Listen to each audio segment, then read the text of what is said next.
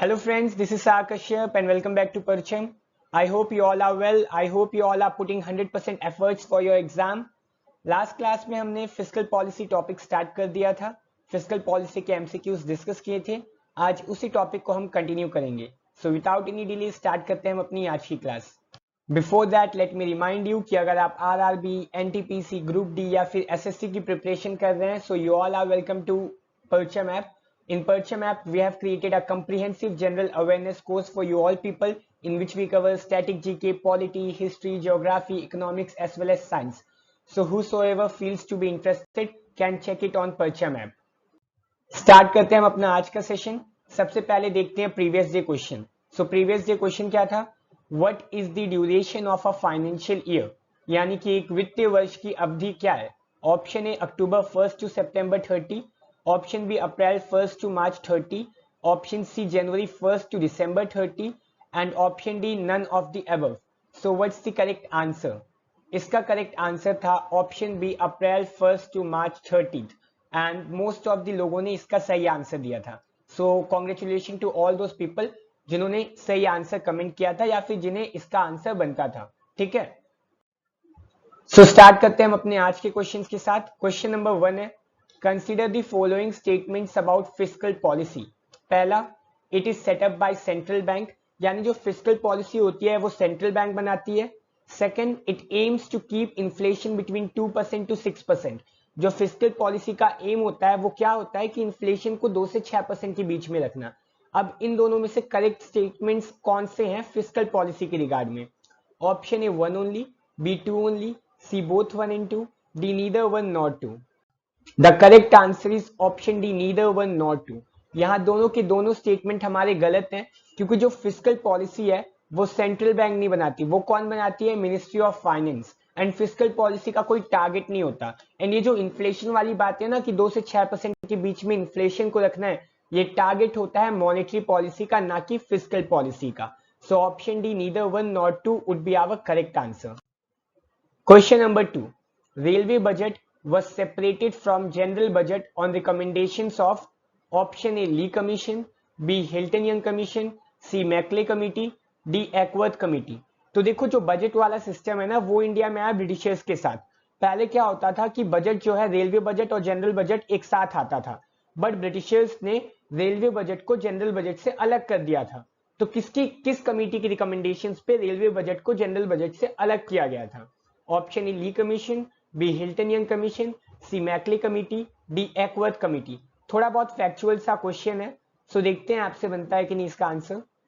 The correct answer is option D Acworth committee.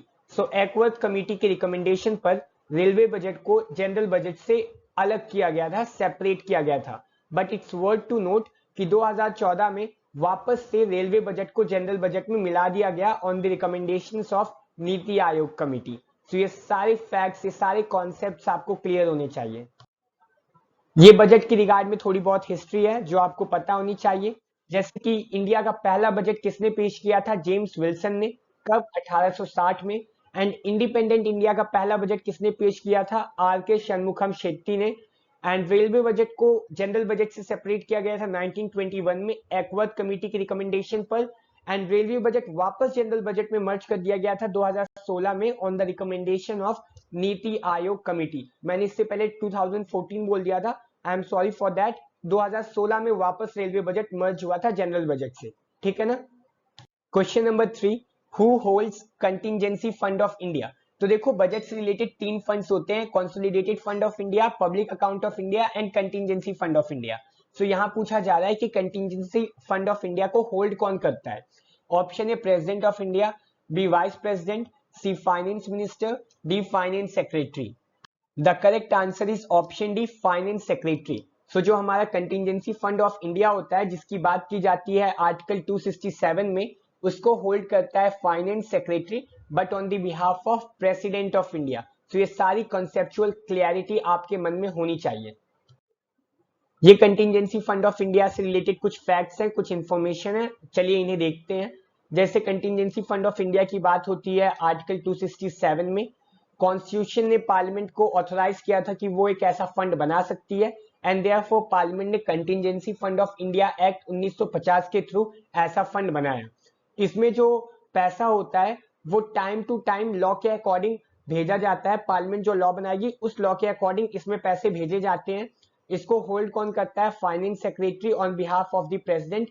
अब question ये उठता है कि जब हमारे पास कंसोलिडेटेड फंड ऑफ इंडिया पहले से है तो कंटिजेंसी फंड ऑफ इंडिया बनाने का ऑब्जेक्टिव क्या है, क्यों बनाया इसको? So the objective was to meet unforeseen expenditure pending its authorization by parliament. कभी कभी ऐसी सिचुएशंस क्रिएट हो सकती है जब हमको कुछ ऐसी सिचुएशंस क्रिएट हो सकती है जब हमको खर्चा करना पड़े एंड हमारे पास टाइम नहीं है कि हम पार्लियामेंट से जाके अप्रूवल ले पैसे खर्च करने के लिए। तब ऐसी सिचुएशंस में हम पैसा कहां से लाएंगे? कंटिजेंसी फंड ऑफ इंडिया से, क्योंकि कंसोलिडेटेड फंड ऑफ इंडिया से तो पैसे बिना पार्लियामेंट के अप्रूवल के निकाल नहीं सकते। तो कुछ ऐसा फंड होना चाहिए ना कि जहां से इमरजेंसी सिचुएशन में पैसे निकाले जा सके बिना पार्लियामेंट के अप्रूवल के। सो ऐसा फंड है कंटिजेंसी फंड ऑफ इंडिया। लेकिन बाद में जब सिचुएशन नॉर्मल हो जाती है तब जो पैसे निकाले गए हैं उसको बताना पड़ेगा, सरकार को बताना पड़ेगा पार्लियामेंट को कि हमने इस पर्पस के लिए निकाले थे एंड उस चीज को अप्रूव करवानी पड़ेगी। ठीक है ना? Question number 4, consider the following statements. पहला, budget is the fixed income and expenditure of government in coming financial year. यानी जो बजट होता है वो फिक्स्ड होता है, वो हमें क्या बताता है? फिक्स्ड इनकम एंड एक्सपेंडिचर बताती है गवर्नमेंट की आने वाले फाइनेंशियल ईयर में। Second, cess goes to consolidated fund of India. जो सेस होता है वो कहां जाता है? कंसोलिडेटेड फंड ऑफ इंडिया में।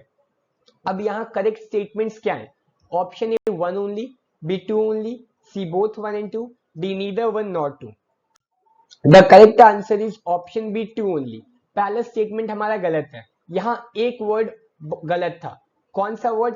फिक्स्ड। क्योंकि बजट जो होता है वो हमें फिक्स्ड इनकम या फिर फिक्स्ड एक्सपेंडिचर नहीं बताता गवर्नमेंट का, वो केवल एक एस्टिमेट बताता है, केवल एक प्रोबेबिलिटी बताता है कि हम इतनी इनकम करेंगे और हम इतना एक्सपेंडिचर करेंगे। फिक्स जैसी कोई चीज नहीं होती बजट में। ठीक है, हम केवल एस्टिमेट कर रहे होते हैं कि हम आने वाले फाइनेंशियल में इतना कमाएंगे और इतना खर्च करेंगे। असलियत में वो ज्यादा भी हो सकता है, कम भी हो सकता है। सो फिक्स्ड वर्ड की वजह से पहला स्टेटमेंट हमारा गलत हो गया। सेकंड स्टेटमेंट हमारा सही है, क्योंकि जो भी सेस कलेक्ट होता है वो कहां जाता है? कंसोलिडेटेड फंड ऑफ इंडिया में। अब क्वेश्चन ये उठता है कि सेस होता क्या है, तो चलिए उसे समझते हैं। सो सेस क्या है? Cess is something which is calculated on taxable amount plus surcharge. तो अगर कोई गुड्स है, अगर कोई सर्विस है, उसके ऊपर कुछ टैक्स लग रहा है, उसके ऊपर कुछ सरचार्ज लग रहा है, ठीक है, तो उस टैक्स और सरचार्ज के ऊपर जो टैक्स लगे उसको आप बोल दोगे सेस। ठीक है, और जो भी सेस कलेक्ट होता है वो कहां जाता है? कंसोलिडेटेड फंड ऑफ इंडिया में। एंड जो सेस कलेक्ट हो रहा है ना, सेस के थ्रू जो पैसा कलेक्ट हो रहा है वो सेंट्रल गवर्नमेंट स्टेट गवर्नमेंट के साथ शेयर नहीं करती, उसके ऊपर पूरा कंट्रोल किसका होता है? सेंट्रल गवर्नमेंट का। एंड सेस हम किसी क्लियर ऑब्जेक्टिव से लगाते हैं, जैसे कि स्वच्छ भारत सेस। स्वच्छ भारत सेस के थ्रू जितना भी पैसा आएगा वो कहां जाएगा? स्वच्छ भारत अभियान में जाएगा। Central road safety fund cess, इसके थ्रू जो भी पैसा आएगा वो कहां जाएगा? रोड सेफ्टी के लिए जाएगा, किसी और पर्पस के लिए आप यूज नहीं कर पाओगे उस पैसों को। तो सेस का ऑब्जेक्टिव एकदम क्लियर होता है कि हम किस लिए पैसे इकट्ठा कर रहे हैं। Okay, question number 5, which of the following amendment pave the way for the introduction of GST in our country. हम सभी को पता है कि हमारे देश पे जीएसटी इंट्रोड्यूस की गई थी, बट इस जीएसटी को किस कॉन्स्टिट्यूशनल अमेंडमेंट के थ्रू इंट्रोड्यूस किया गया था? ठीक है, option A 100 constitutional amendment act, B 101st, C 102nd, D 103rd। So what's the correct answer? The correct answer is option B, 101st Constitutional Amendment Act। इस amendment के through, इस संशोधन के थ्रू हमारे देश में जीएसटी इंट्रोड्यूस की गई थी। जीएसटी यानी कि गुड्स एंड सर्विस टैक्स, जो कि एक तरह का क्या है? Indirect tax. अब यहाँ जीएसटी से रिलेटेड थोड़े बहुत फैक्ट्स हैं जो आपको क्लियर होने चाहिए, जैसे कि GST was recommended by Vijay Kelkar Task Force on Fiscal Responsibility and Budget Management in the year 2004। So question अगर पूछता है कि जीएसटी को किस टास्क फोर्स ने रिकमेंड किया था, so the answer would B Vijay Kelkar task force. And इसको इंट्रोड्यूस किस अमेंडमेंट के थ्रू किया गया था? अभी अभी हमने डिस्कस किया था 101st अमेंडमेंट एक्ट ऑफ 2016 के थ्रू।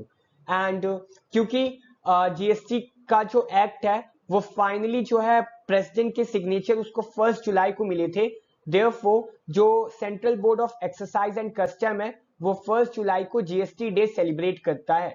सो अगर क्वेश्चन पूछा गया कि जीएसटी डे कब सेलिब्रेट किया जाता है, so the answer would B 1 जुलाई। ठीक है। Question number 6, which article of the constitution deals with contingency fund of India? भारतीय संविधान का कौन सा अनुच्छेद भारत की आकस्मिकता निधि से संबंधित है?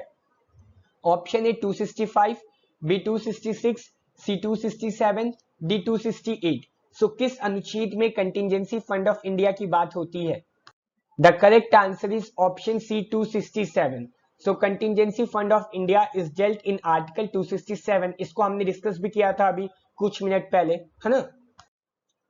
अब ये वही सारी बातें कि बजट से रिलेटेड 3 फंड्स होते हैं, एक होता है कंसोलिडेटेड फंड ऑफ इंडिया, दूसरा होता है public account of India and तीसरा होता है कंटिजेंसी फंड ऑफ इंडिया। जो consolidated fund of India and public account of India है, इन दोनों की बात आर्टिकल 266 में होती है and contingency fund of India की बात आर्टिकल 267 में। क्लियर है। Question number 7, consider the following statements. पहला, direct taxes are imposed on all goods and services. So जो डायरेक्ट टैक्स होता है वो गुड्स एंड सर्विसेज पे लगाया जाता है। Second, GST is an example of direct tax. जो जीएसटी है, जो गुड्स एंड सर्विस टैक्स है, वो एक डायरेक्ट टैक्स का एग्जांपल है। आपको यहाँ करेक्ट स्टेटमेंट फाउंड आउट करना है। सो 4 ऑप्शन है आपके पास। Option A 1 only, B 2 only, C both 1 and 2, D neither 1 nor 2। इसका करेक्ट आंसर है ऑप्शन डी नीदर 1 nor 2। दोनों के दोनों स्टेटमेंट हमारे गलत हैं। पहले स्टेटमेंट क्यों गलत है? क्योंकि डायरेक्ट टैक्स जो है वो इनकम पे लगाया जाता है, वो प्रॉफिट पे लगाया जाता है, ना कि गुड्स एंड सर्विसेज पे। जो टैक्स गुड्स एंड सर्विस पे लगता है उसको हम क्या बोलते हैं? Indirect tax. And second statement भी हमारा गलत है। क्यों? क्योंकि जो जीएसटी है वो तो इनडायरेक्ट टैक्स का एग्जांपल है ना, डायरेक्ट टैक्स का नहीं है। जीएसटी का नाम ही क्या है? Goods and service tax. Goods and services पे जो टैक्स लग रहा है वो है GST, and goods and services पे तो इनडायरेक्ट टैक्स लगता है ना। सो आपको अगर कॉन्सेप्चुअल अंडरस्टैंडिंग है ना चीजों की, तो आपने अगर कुछ पढ़ा भी नहीं होगा तब भी आपसे क्वेश्चंस बन जाएंगे। ये डायरेक्ट टैक्स और इनडायरेक्ट टैक्स के बीच डिफरेंस है, जो कि हमने प्रीवियस क्लास में भी डिस्कस किया था।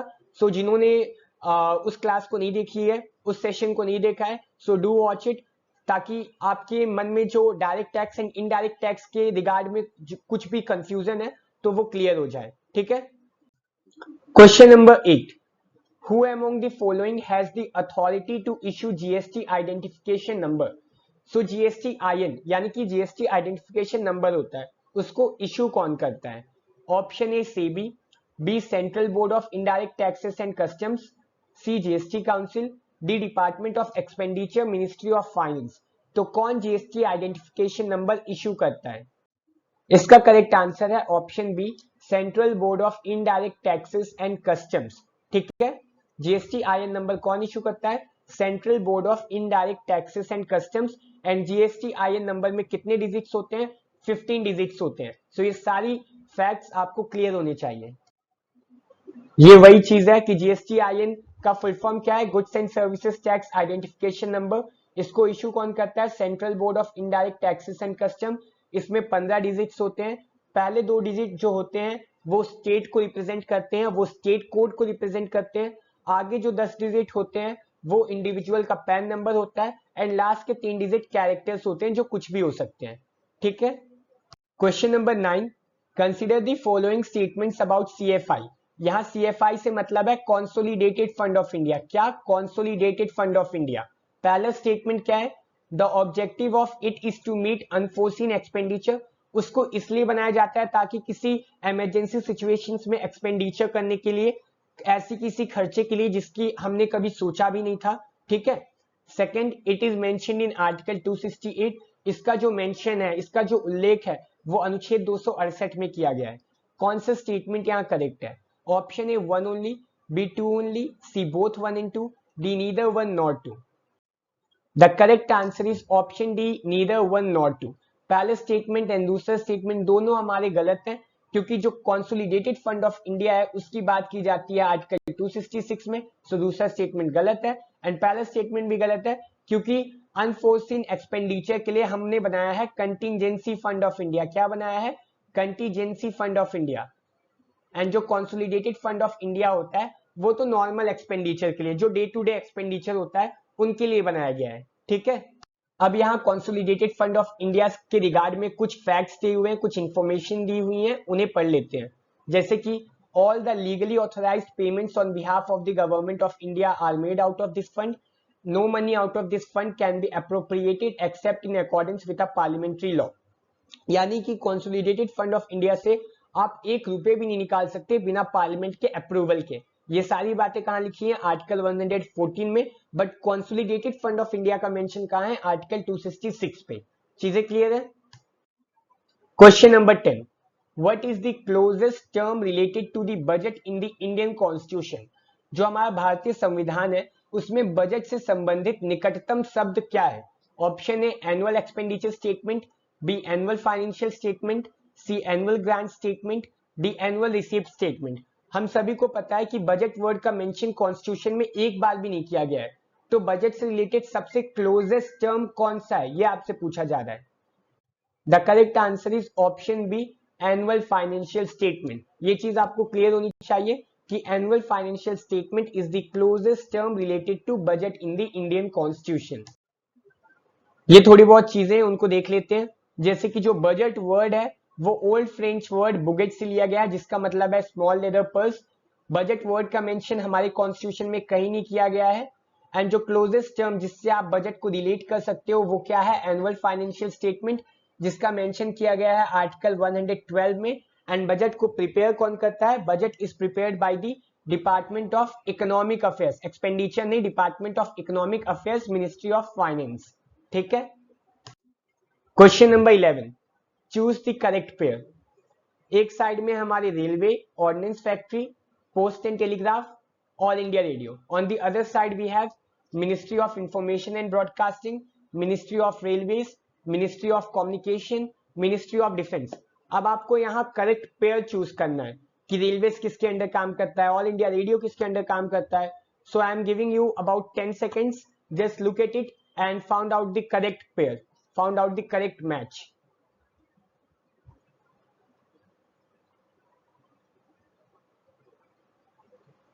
इसका करेक्ट आंसर है ऑप्शन बी, क्योंकि जो रेलवेज होता है, रेलवे ऑब्वियस सी बात है मिनिस्ट्री ऑफ रेलवेज के अंदर काम करेगा। जो ऑर्डिनेंस फैक्ट्री होती है जहां हथियार बनते हैं, that will work under ministry of defence, so 2 का डी हो गया। एंड जो पोस्ट एंड टेलीग्राफ होते हैं that works under ministry of communication, and All India Radio under ministry of information and broadcasting. So correct answer would be B, यानी 1 का B, 2 का D, 3 का सी एंड 4 का ए। ठीक है। बढ़ते हैं अपने नेक्स्ट क्वेश्चन की तरफ। एंड क्वेश्चन नंबर 12 है, income tax day is celebrated on, यानी आयकर दिवस को कब मनाया जाता है?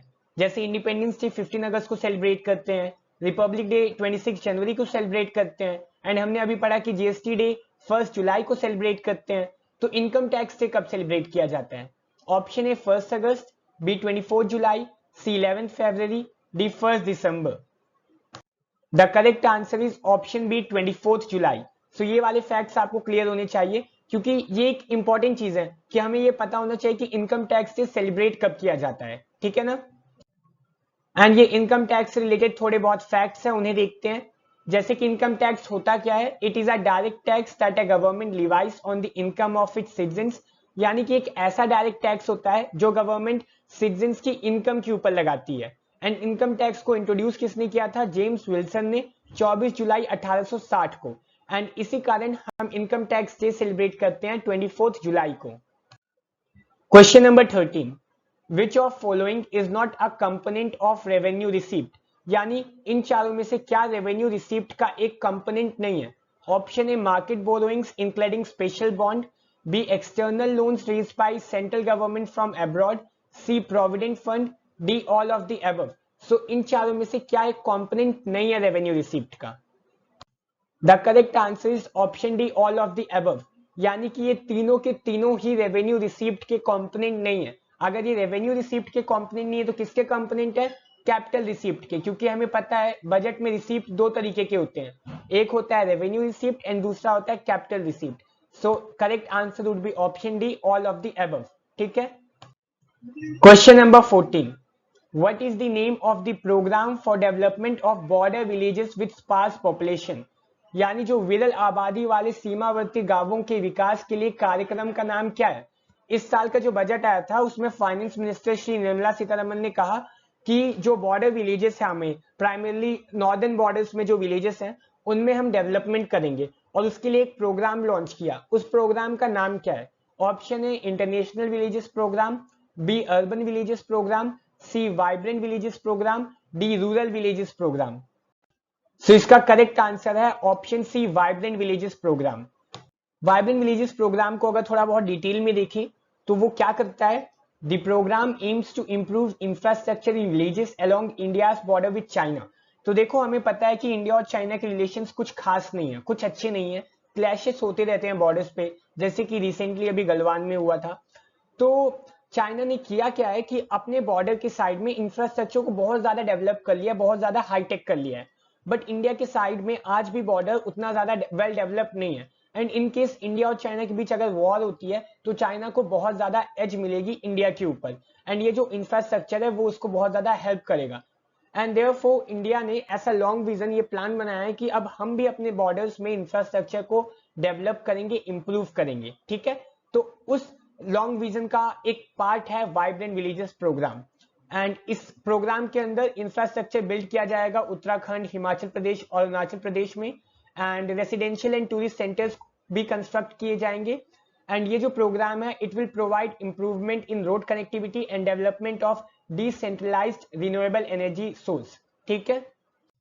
Question number 15, consider the following statements about surcharge. Surcharge से रिलेटेड कुछ स्टेटमेंट्स हैं, जैसे कि it is calculated on taxable amount and it is shared with the states. So जो सरचार्ज होता है वो टैक्सेबल अमाउंट पे कैलकुलेट होता है एंड इसको हम स्टेट्स के साथ शेयर करते हैं। कौन सा स्टेटमेंट यहाँ करेक्ट है? Option A 1 only, B 2 only, C both 1 and 2, D neither 1 nor 2। The correct answer is option A 1 only. So surcharge with no doubt ये टैक्सेबल अमाउंट पे ही कैलकुलेट किया जाता है। जैसे कि 50 रुपए की बिस्किट है, उसके ऊपर टैक्स लग रहा है 10 रुपए, तो सरचार्ज इस 10 रुपए पे कैलकुलेट होगा, ना कि पूरे के पूरे 50 रुपए पे। एंड ये जो सरचार्ज होता है इसको स्टेट्स के साथ शेयर नहीं किया जाता। सो सेकंड स्टेटमेंट हमारा गलत है, therefore option A 1 only would be our correct answer. Surcharge को अगर थोड़ा बहुत डिटेल में देखें तो it is calculated on taxable amount. Surcharge को हम टैक्स ऑन टैक्स भी कहते हैं। इसके थ्रू जो भी पैसा कलेक्ट होता है वो सारा पैसा कहाँ जाता है? कंसोलिडेटेड फंड ऑफ इंडिया में, एंड इस पैसों को स्टेट्स के साथ शेयर नहीं किया जाता। एंड वन मोर थिंग, हमने सेस पढ़ा था ना इससे पहले, सेस में क्या होता था कि फंड का क्लियर ऑब्जेक्टिव होता था, यानी जो भी पैसा सेस के थ्रू कलेक्ट हो रहा है उसमें क्लियर होता था कि इस पैसे को हम कहाँ यूज करेंगे। बट सरचार्ज में यूजुअली क्लियर ऑब्जेक्टिव नहीं होता, इसको हम किसी भी पर्पस के लिए यूज कर सकते हैं। चीज क्लियर हुई आपको? ठीक है, अब बढ़ते हैं आगे। Question number 16, the fiscal policy in which government spending is equal to taxation it is called. यानी कि एक ऐसे फिस्कल पॉलिसी जहां गवर्नमेंट की स्पेंडिंग उसके टैक्सेशन के बराबर हो, उस फिस्कल पॉलिसी को हम क्या कहेंगे? Option A neutral fiscal policy, B expansionary fiscal policy, C contractionary fiscal policy, D none of the above. The correct answer is option A neutral fiscal policy. Neutral fiscal policy यानी एक ऐसी fiscal policy जहां government की कमाई और government का spending दोनों equal हो, ठीक है। Fiscal policy spending and taxation के बेसिस पे 3 तरीके की होती है। जैसे कि न्यूट्रल फिस्कल पॉलिसी क्या होता है? स्पेंडिंग एंड टैक्सेशन इक्वल होगा। एक्सपांशनरी फिस्कल पॉलिसी में क्या होता है कि गवर्नमेंट जितना कमा रही है, जितना टैक्स के थ्रू अर्न कर रही है, उससे ज्यादा वो खर्च कर रही है। कॉन्ट्रैक्शनरी फिस्कल पॉलिसी में क्या होता है कि गवर्नमेंट कमा तो ज्यादा रही है बट स्पेंड कम कर रही है, यानी कि यहाँ टैक्सेशन ज्यादा है एंड स्पेंडिंग कम है, ठीक है। Question number 17, which article of the Indian constitution deals with annual financial statement. यानी भारतीय संविधान का कौन सा अनुच्छेद वार्षिक वित्तीय विवरण से संबंधित है? हमने पढ़ा था ना कि बजट से रिलेटेड क्लोजेस्ट टर्म क्या है हमारे कॉन्स्टिट्यूशन में? Annual financial statement. So annual financial statement की बात कौन से आर्टिकल में की जाती है? Option A article 110, B article 111, C article 112, D article 113। The correct answer is option C article 112, ठीक है। Question number 18, consider the following statements. पहला, corporate tax is the major source of revenue in India. यानी जो भी revenue Bharat सरकार कमाती है उसमें सबसे बड़ा सोर्स क्या है? Corporate tax. Second, Robert Clive introduced income tax in India. Income tax को इंडिया में किसने इंट्रोड्यूस किया था? रॉबर्ट क्लाइव ने। सो कौन से स्टेटमेंट्स यहाँ करेक्ट हैं? Option A 1 only, B 2 only, C both 1 and 2, D neither 1 not 2।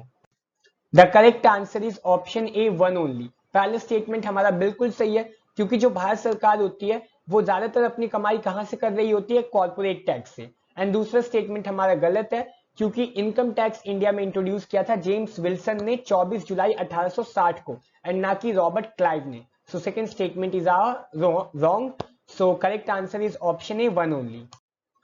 Question number 19, which day is observed as GST day? यानी किस दिन को जीएसटी दिवस के रूप में मनाया जाता है? Option A 1 July, B 1 August, C 14 October, D 1 December. The correct answer is option A 1 July, because it was on this day the GST Act was enacted.